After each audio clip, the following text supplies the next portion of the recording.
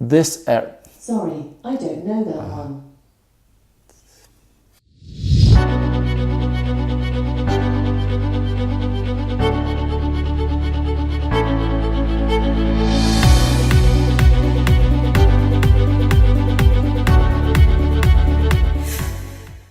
Let's hack your emotional intelligence. Hey, what's up guys? This is Pete here and I'm super excited to share today's video with you. And the reason for it is because when I personally first came across this whole topic of emotional intelligence, or what we call EI or EQ, it made a profound shift in my life. The reason for it was because I wasn't necessarily academically gifted, so I didn't have that IQ in school, at least I thought I didn't. I was already thinking at that point in my life, I was quite young, and I was like, oh my goodness, I didn't do well in school, so therefore that qualifies me to have a very average life. And it was only when a business owner that I met with, just purely by chance, I was working at a gym and he would come into the gym every day, and he said to me, Pete, but have you not ever thought that academic intelligence, IQ, is just one form of intelligence? And back then schools were definitely not teaching things like emotional intelligence. I started to delve into this topic of EI, and what I discovered is that, wow, there's a whole different world of intelligence that can allow me to be more confident, can allow me to be more motivated, can allow me to be more influential when I'm speaking to others. It was a really good discovery for me personally 20 years ago. But let's link this video into you. Maybe you're an academic genius, maybe you are in college right now and you're struggling. Now, I'm not saying that academic isn't important, but this video, I want to put everyone on a level playing field in terms of that we all have emotional intelligence. Now, the great key difference between academic intelligence, IQ, and EQ is that the IQ we have is fixed at birth. However, the emotional intelligence that we have is much more like a muscle. So in essence, you have emotional building muscles. And if you can work on those muscles and you can improve them, guess what? You can become, throughout your life, increasingly emotionally intelligent. And that means you can become more influential, confident, and just feel good about this whole thing called life. We're all on this planet. We don't know why we're here, but we are here to do something, and the better energy, the better enthusiasm, and the more inspiration you have for life, the more you're going to get from it. Let's talk about this guy who really discovered or came up with these steps for emotional intelligence. And you can look him up. I've put more information below. So who am I talking about? It is Daniel Goleman. What he did is that he established that for emotional intelligence, there are 5 core competencies. You're going to see these flash up on the screen, and then what I'm going to do is go through each one individually and also talk about how you can start to increase your emotional intelligence in each of these 5 competencies. Number 1 is self-motivation. Number 2 is self-awareness. Number 3 is self-regulation or self-management. Number 4 is empathy, and number 5 is social skill. These are in no particular order of importance. And by the way, they are all an ecosystem. They work together. There's no point having all the empathy in the world if you lack self-motivation. There's no benefit to having self-regulation if you lack social skill. The intention of this video, in this quick lesson, I guess, is to share these 5 with you and then start to think about how you can increase your emotional intelligence in your life. Before I get into those 5 competencies, a very quick thing on your strategy for emotional intelligence. You might be thinking, Pete, strategy? Yeah, you have a strategy for your emotions. You know, like in business, right? You want to have a strategy. You might have been at a business meeting in the last few days where you were talking about strategy. Have you ever thought about it this way? We also need a strategy for ourselves, for how we take on our day. When we don't have a strategy, that in itself is a strategy of not having a strategy, which isn't really a very effective strategy for getting the best out of your life. Instead of doing what most people do, and this is the majority of people, it's the way we've been conditioned to understand our emotions. Instead of being, and I just call this being circumstance-led, where something happens and then you decide how you're going to feel about it. That basically means that if it's a weekend, the chances are you'll feel fantastic because it's a weekend, right? So you're off work for the weekend. If it's a Monday, then let's take another person. How do they feel on a Monday? The chances are they're going to be feeling like this. I was thinking about this over the years and I was like, wow, this is a really exhausting way to live life, because what it's putting me in a position to do is to be constantly chasing the next thing or the next experience that's going to make me feel good. Instead of life being like this kind of calm zen, like I feel good and grateful, it was more like, oh, this made me feel really good. And then, so I go from my hyperstimulation to, oh, now I'm flat and I feel like this, and now I need something. And this is why consumerism has become like crazy in today's world, because everybody's in pursuit of that next hit. And whether that's a coffee, whether that's a new car, a vacation, TV, or whatever that cocktail is for that individual. And in the more extreme examples, it can even go into drug addiction, alcoholism, like all the different bad addictions that are out there too, although I'm not going to talk about that in this video. Circumstance-led, your life starts to feel like this. You're up when you're up and you're down when you're down. And it can be not even extreme examples. Let's say you wake up in the morning and you hit your toe on the end of the bed. You're not like, ah, goodness, I'm so happy I have a toe. Yeah, it hurts. So then you go to the bathroom and now you've got no toothpaste. Are you happy that you don't have toothpaste? And then finally you get through the traffic to get to work. What's happened is a number of circumstances that create a habit without us even realizing, and unconsciously we go into that we are not feeling good about the day. And now we start to look for the things that validate that today is going to be a bad day. It makes sense. What I want you to do is not live where your emotions are mastering you, where you're in the passenger seat and you are at the mercy of your emotions controlling your life. What I want you to do is I want you to switch it around. Get in the driver's seat, because your emotions make an incredible servant, but they make a terrible master.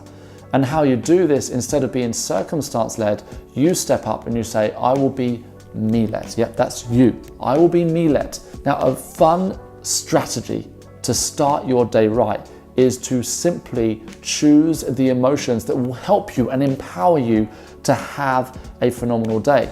Now, this might sound really crazy. Way back in 2012, I believe, I was going through some particular challenging times, and also my family were going through this whole mess. I woke up one day and I'm like, I decided to be happy.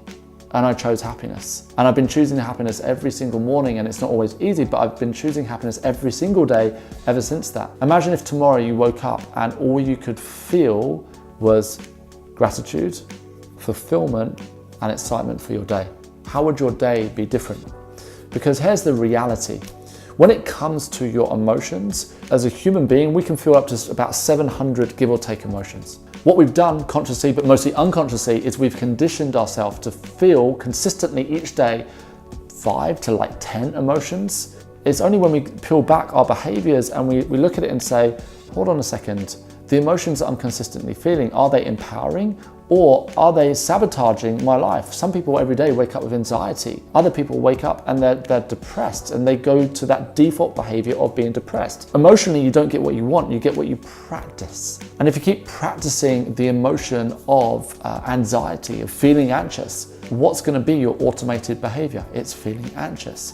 So instead, what I want you to do is become conscious of the emotions that you are choosing each day. And by the way, like it or not, you are responsible for your emotions. You might not be the CEO of a company, but you are the CEO of your own life. And the way to start taking control and empowering yourself is to get in control, first of all, of your emotions. Nothing out here, nothing externally in your life has to change. The first and most important thing, sounds kind of cliche, is that we change our relationship with our emotions. So start to go emotionally shopping, and it's free. You can do it in the morning. You wake up and you say, which 3 emotions do I want to feel that will make me feel empowered today? And then you choose those emotions consistently. The more you practice positivity, the more you practice happiness, the more that becomes your new default behavior.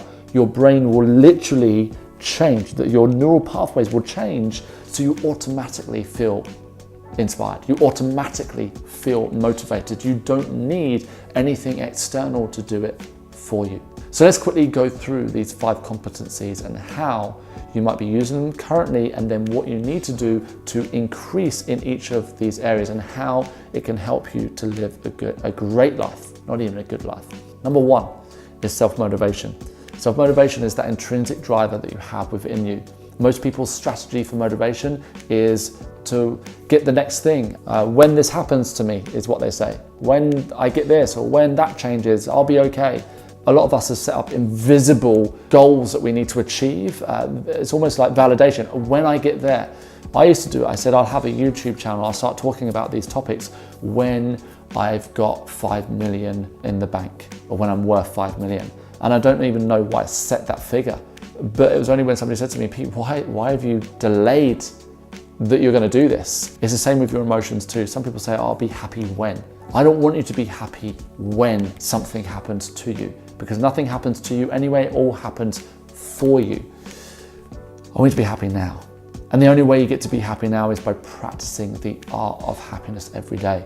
Now, happiness might not be your thing, right? Maybe you'll say, you know what, I want to feel empowered. I want to feel kick-ass right now. By the way, sometimes, and it's okay, you might want to feel angry because something bad has happened. It's okay to be angry.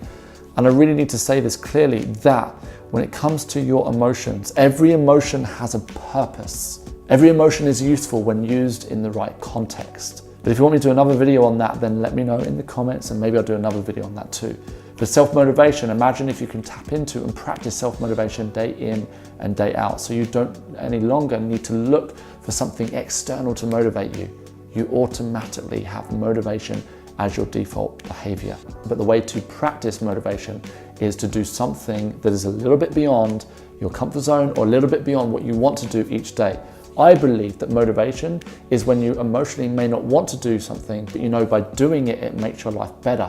So therefore you take action and you do it. From there, we move on to number 2, which is self-awareness. Having self-awareness is fundamental in pretty much every situation.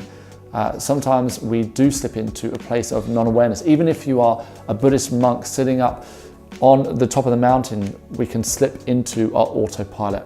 I'm not sure of the exact number, but over 50% of our day runs on autopilot. So we're not even conscious of what we're doing. That sandwich you probably had for lunch, did you make the decision there and then? You think you did. But actually, when it comes to our mind, it's constantly trying to automate our life, because automation means we stay alive. I've said this in a number of my other videos. Your mind is not wired for you to succeed, it's wired for you to survive. So when it comes to self-awareness, it's about making more conscious decisions and catching yourself when you slip into that unconscious state and go into your autopilot. And next up is a self-regulation or self-management. This is very much the opposite of self-motivation, but you need motivation to self-regulate. Let me explain. It's when you want to do something emotionally, but you know if you do that thing, it will make your life worse. When you have emotional intelligence, you're able to self-regulate. You may emotionally want to do it, but you say, you know what, I'm not going to do that because I know it's going to be bad for me. We've all had it where we've wanted to scream and shout at someone, maybe even more than that. We've all had it where we want to reply to that email or react. In that moment, we were able to regulate. And by doing this, it was able to help you through that situation. Sure enough, you may want to lash out in that moment. And by the way, self-regulation is not just about stopping yourself from lashing out. It's about a number of things, and I want you to look into this more deeply as well. But the more that we can practice consciously our self-regulation, our self-management, the more it can help us that no matter what happens in our life for us, never to us, the more that we can make the right decisions, the more that we can make decisions from a place of logic instead of a place of pure emotion. Next up, we've got social skill. So social skill is that ability to communicate, to have interpersonal skills, to be able to influence others. And I've got a whole bunch of videos here, right here on YouTube that you can go and check out, keep learning about that topic. And the last one is empathy. Most people have sympathy, but they don't necessarily have empathy. Sympathy is when I cry with you and then I walk away, I'm feeling bad and nothing really got done.